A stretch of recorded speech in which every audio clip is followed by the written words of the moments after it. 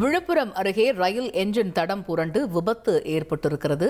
இது குறித்த கூடுதல் விவரங்களை செய்தியாளர் கோபிநாத் விவரிக்க கேட்போம். கோபிநாத், இந்த விபத்தின் முழு விவரங்கள் என்ன, விவரிங்க.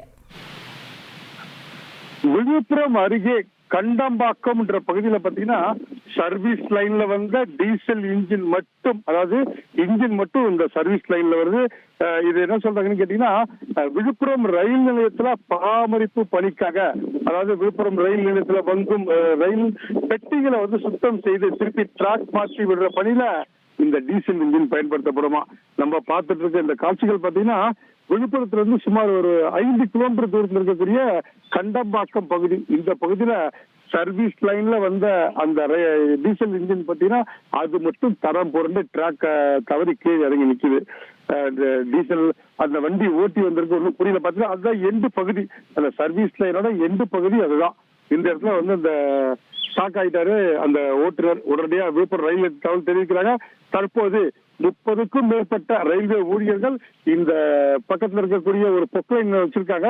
இந்த பொக்லைன் இயந்திரம் மூலம் கீழே இறங்கிய தண்டவாளத்தை விட்டு கீழே இறங்கிய இந்த டீசல் இன்ஜினை மீட்கும் பணியில் ஈடுபட்டிருக்காங்க.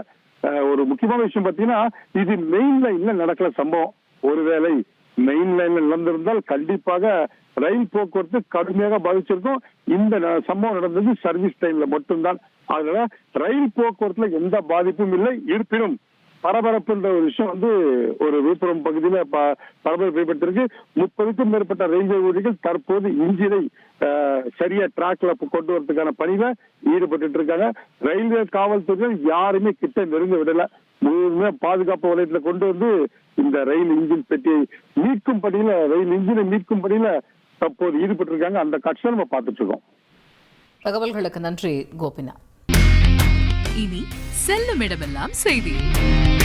தந்தி டிவியின் வாட்ஸ்அப் சேனலை ஃபாலோ பண்ணினா செல்ல இருக்கும் இடமெல்லாம் செய்தி. இதோ QR கோட், இப்பவே ஸ்கேன் பண்ணுங்க, ஃபாலோ பண்ணுங்க.